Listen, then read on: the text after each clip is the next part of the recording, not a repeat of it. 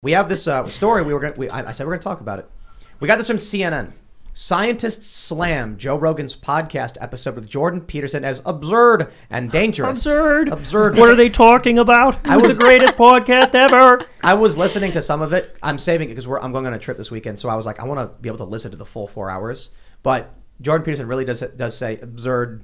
You know, he kind of just like absurd. But anyway, that's neither here nor there. This segment is not about CNN complaining about Joe Rogan's podcast. It's about Joe Rogan's basically the New York Times. I've talked about this before. Setting the news cycle. What is the story we should be talking about? The New York Times, above the fold, front page news story, Ukraine invasion, Russia goes. Are we talking about whatever it is the New York Times cares about? Not really. We're talking about what Jordan Peterson and Joe Rogan want to talk about. Did I say Jordan Peterson before? Joe Rogan is effectively... No, you said Joe Rogan. I said Joe Rogan. He's become the New York Times. So when CNN is like, scientists are upset at Joe Rogan's podcast over his story, Joe has just gotten them to talk about climate change. And now here we are addressing the issue. Joe Rogan's been in the news cycle nonstop for months over the guests he's been having, and it's with increasing frequency. Check this out. First, you have CNN. Joe Rogan and Jordan Peterson. We have The Verge. Spotify can't afford to lose Joe Rogan. Now it's not even about Neil Young anymore. It's just about him. We have this from The Independent. What is this one? Joe Rogan podcast guest claims pandemic is just a money grab and they're trying to kill us once again. And it's Jordan Peterson. So what I see here is, look, man, you know, we're effectively becoming the Joe Rogan Review podcast by going to talk about this. But to be honest, we were the CNN Review podcast before that. We criticize the media, we criticize the mainstream press and the media lies, and now that Joe is basically taking over, dictation of the news cycle, it is becoming prominent. It is becoming common to discuss the ideas that he's talking about. In fact, so prominent, I believe, I could be wrong, but I believe the 13th biggest podcast in the U.S. is the Joe Rogan Experience Review. Whoa. Yeah. It's like some guys talking about what Joe Rogan talked about. Wow. Yeah. Is he the number one? Joe Rogan isn't on iTunes anymore. Oh yeah, Spotify. So of course he's number one on Spotify. Right. Never moving. But on iTunes, I think it's number 13 is the Joe Rogan Review podcast. So this is so interesting to me, and watching the mainstream media try to slam podcasts as like this huge source of mis and disinformation is really intriguing to me, because it looks like they're starting to wake up to the fact that Joe Rogan is in fact calling the shots. Like you were saying, he is in fact controlling the narrative. He's making them talk about this one thing that he wants to talk about. And whether they realize it or not, they're very much responding to exactly what he's doing, which if he were a very clever person, I'm sure he could use exactly to his advantage. And you're right, I do think that should give us a lot of hope as far as the right is concerned. I think that this means that the media is kind of starting to pay attention to the right, starting to hopefully perhaps maybe cater to the right. Not that we really necessarily want them to, but it's definitely a factor, and things are definitely shifting. So perhaps the tide is turning. I was right, real quick, just to pull it up. Yeah. I've got the iTunes top charts. Joe Rogan Experience Review podcast, number 13. Right below And Ben Father Shapiro. Mike Schmitz is still top 10 with the Bible in a year. He was the number one Wow, podcast. look at He was that. the number one podcast for a He's while. Father, what a waste. I hate He is so attractive. But that is exactly priests. There are so many. Look, the priesthood is not just for men who are not attractive. If you are an attractive young man, do not think your vocation would be a waste. Can you be a female priest? No. That's a priestess. We don't have those. Yeah. Priestess. Yeah. Think The Catholicism Catholic needs more Church doesn't have priestesses? This is No. cool because I don't think Rogan I don't consider him on the right at all, and by any means. The dude wants like universal basic income. He's super like kind of left libertarian. But anything that's not far left these days, people are like it's right because they're trying to centralize I think the far like left. Joe Rogan, I think of him as independent. Like I really do. And yes, anything that is not Marxist is right wing. Yeah. But I just think of him as independent. I've mentioned this before, but when on my first day of college, or at the very least, it was the first class I ever took at college. I was at a local community college, and this was in 2013, and my art teacher recommended the Joe Rogan Experience. And at the time, the art teacher was liberal, today he would probably be considered, if he has the same opinions, independent or right wing. And I remember thinking, what is this like liberal garbage podcast he's about to recommend me? And I remember when I first listened to Joe Rogan, I enjoyed it, but I was like, oh yeah, this guy's definitely like on the left, but I kind of want to hear his opinions. And now Joe Rogan is considered this far right figure. It's so bizarre how quickly that shifted. That's I think what happened to Trump, because it's like Trump that was one reason I was actually a never Trumper in 2016. I now am totally ashamed to admit this. Please don't hate me. I was living in New York, so the vote didn't matter. I wrote in Ben Sass. I totally regret my 2016 vote, but I was a never Trumper till the end. But then in 2020, I proudly voted for Trump.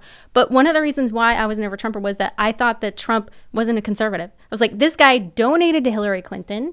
He has no track record that I can look to suggest that he would do anything that's conservative.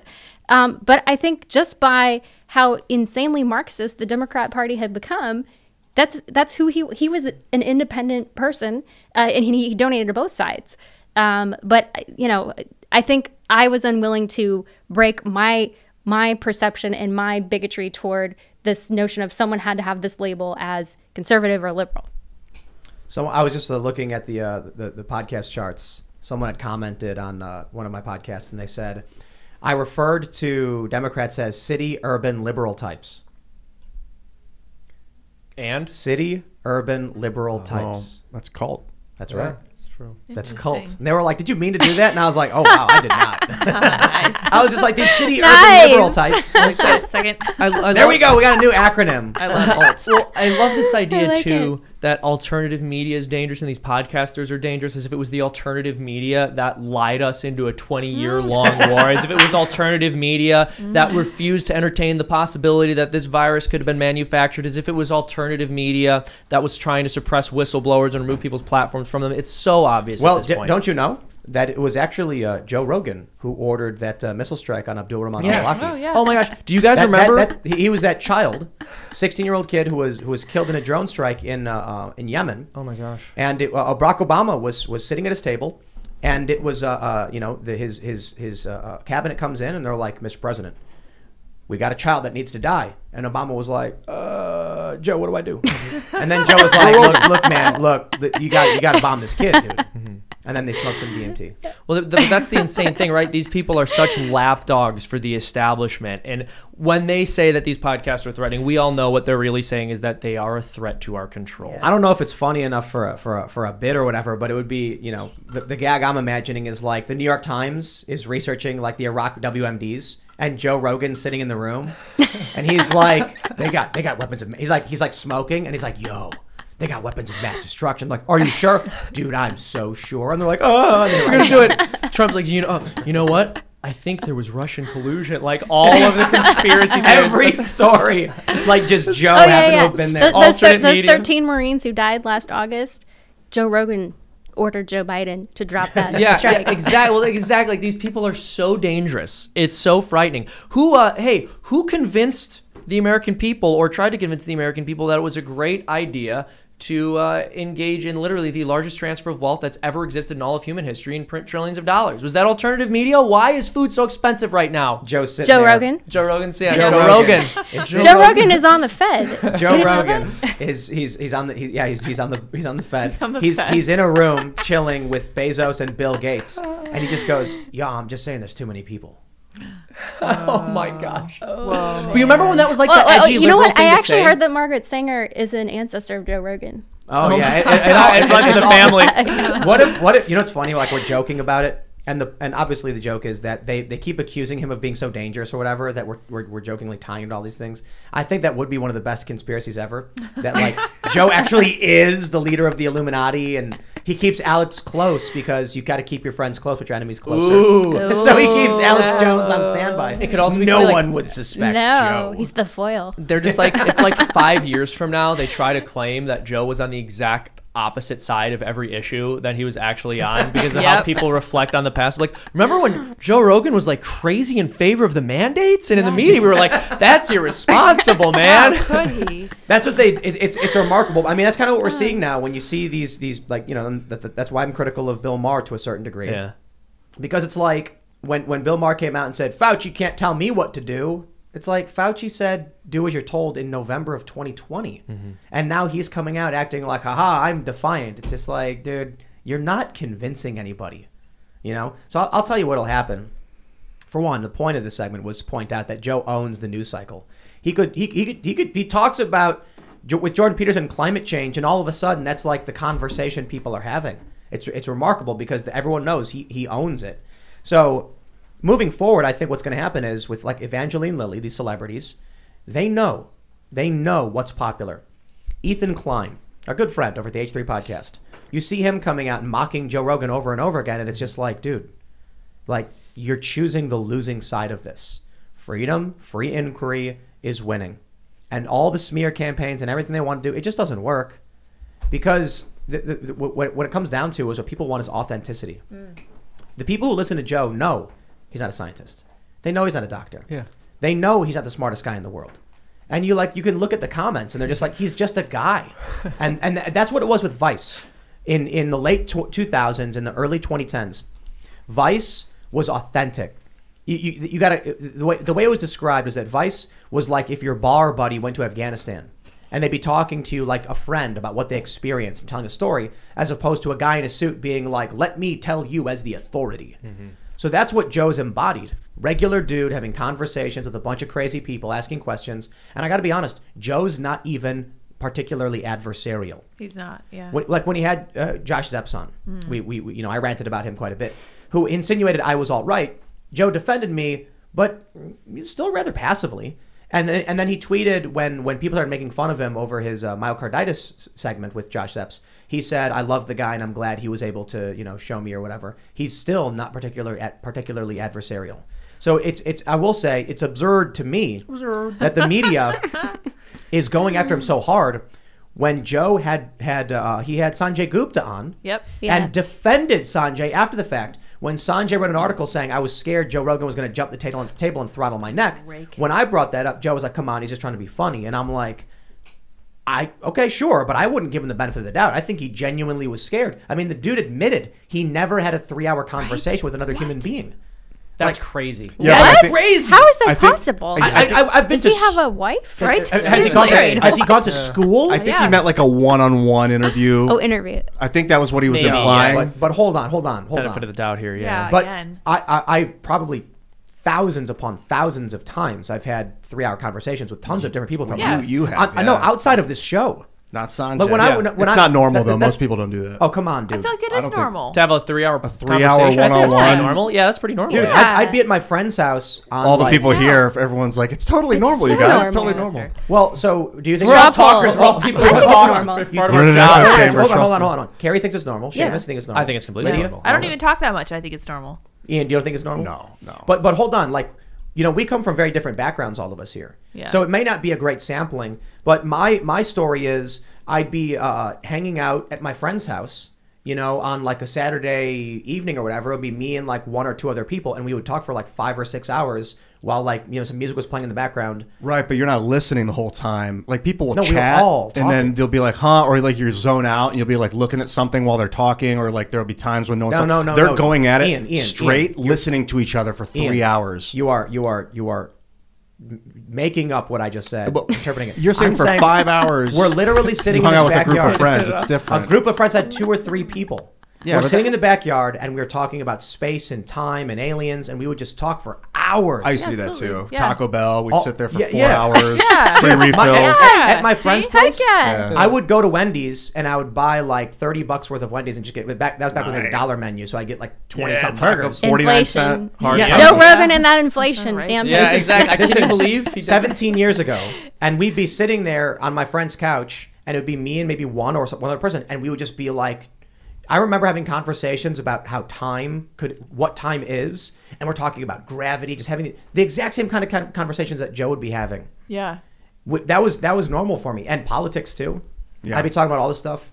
So for me, when he mentioned, like, I've never even had a conversation this long, I'm like, at some point in your life, at least once, you've never done that? I mentioned this at home. I think it was last night, and I was like, this blew my mind. I could not believe that he hadn't had a conversation that long. But to get back to your point, I think that Joe Rogan and the Joe Rogan fight really highlights the difference between the elite and just a regular person.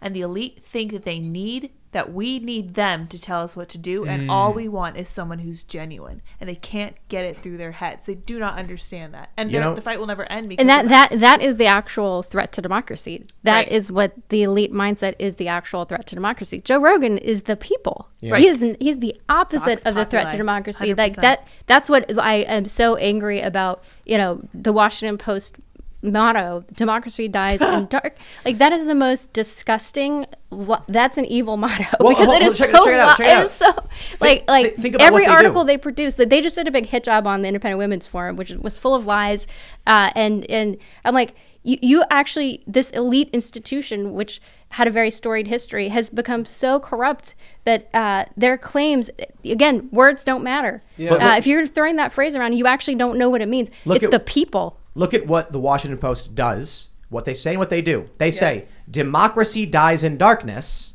We need more darkness. Yeah, exactly. Bingo. That's what they're doing. I was going to say, they did a hit piece on you. They did a hit piece on a 16-year-old boy for no reason. That wasn't even newsworthy. Yeah, it wasn't even a story. What It's was that all insane. about? The Covington Nick kids. Sandman. Oh, yeah. Well, he got his due. We didn't get our payout. Yeah, come on, man. Unfortunately. Are you Well, guys I've showing already them? gotten that. It's like having the Washington Post write about you is like slipping outside of a fancy restaurant. You're just like hoping, you're like, all right, this might be able to turn into a lawsuit for me. Did they go too far? Are you guys considering suing them? If we were, I couldn't tell you, but they basically went after an organization we have. So we have a membership group called the Independent Women's Network, and our policy director, Hadley, wrote it was a form letter, like just a suggestion of a letter you could write to your kid, your school, the kids, if they're being forced to wear masks. Very polite letter, just kind of ideas on what to include in the letter. And the Washington Post takes it. And they infiltrated our group. Someone bought a fake membership and leaked it to the Washington Post. And they're like, this, evil Coke-backed group, because we get some money, I can't disclose how much, but we do get some money from the Coke Network, but we get money from a lot of other organizations, but they put it on the front page, and they're like, they're trying to spread misinformation and basically encourage extremism and violence at school boards, and encourage people to be riled up and tell moms to be, demonic. I'm obviously, using flourish words, but that's basically what they were saying because of this very polite form letter. And actually, the letter itself included studies that explicitly, very well-regarded studies about the efficacy and the problems with masks. The story didn't even address any of the studies. All they did was their hyperbole, and just it was really upsetting, but not surprising. Well, yeah, they usually will address the mandate and not the actual medical substance. science. Yeah. No, but to the point earlier we were talking about threat to democracy. So I wrote the piece recently for the New York Post, and I was looking at research about just how bigoted liberals are. So there was a study, a poll looking at, I looked at many polls, but this one looked at college campuses and how bigoted Republican students were versus Democrat students. It found that 30% of Democrats and only 7% of Republicans said they would not work for someone who voted differently from them. And also this polling was done by Axios and Generation Lab, which are not right-wing organizations. And they also said that only 5% of Republican college students said they wouldn't befriend someone from the opposite party versus 37% of Democrats. And then Republicans, 71% of Democrats said they would not date someone who was a Republican versus 31%. They won't you're date sad? us. That's so sad. Oh man, that's horrible. I think. Well, it's also interesting. They're bigoted in other ways too. There was a study which showed that white liberals were likely to dumb down their language when talking to black people, and white the Yale conservatives study. were not. Yeah. That was really revealing. But did it shock you at all? No, There was no. no part of me that read that and went, "What? I can't believe this right now." Would they really with you. do that? This was a big red pill for I can't remember who we were talking to. Was it Batia? Baby, yeah. I think she was saying that was the red pill moment for her when she read that and was like, if this is true, like that says something. Yeah. And It says it, and it says it in a dumbed down way. It sure does. Because Yeah. it looks down on you. It thinks that you exist as a pawn for its political agenda. Yikes. Yeah. Thanks for checking out this segment from the Timcast IRL podcast. If you want to watch live, you can check out this channel Monday through Friday at 8 p.m. Now, don't forget to smash that like button, subscribe to this channel, and if you want more unfiltered and uncensored content with all of these guests, go to timcast.com and become a member. All of these guests you know and love in exclusive segments on our website where we are unrestricted in what we talk about, so you'll definitely not want to miss it. Thanks for hanging out. We'll see you all next time.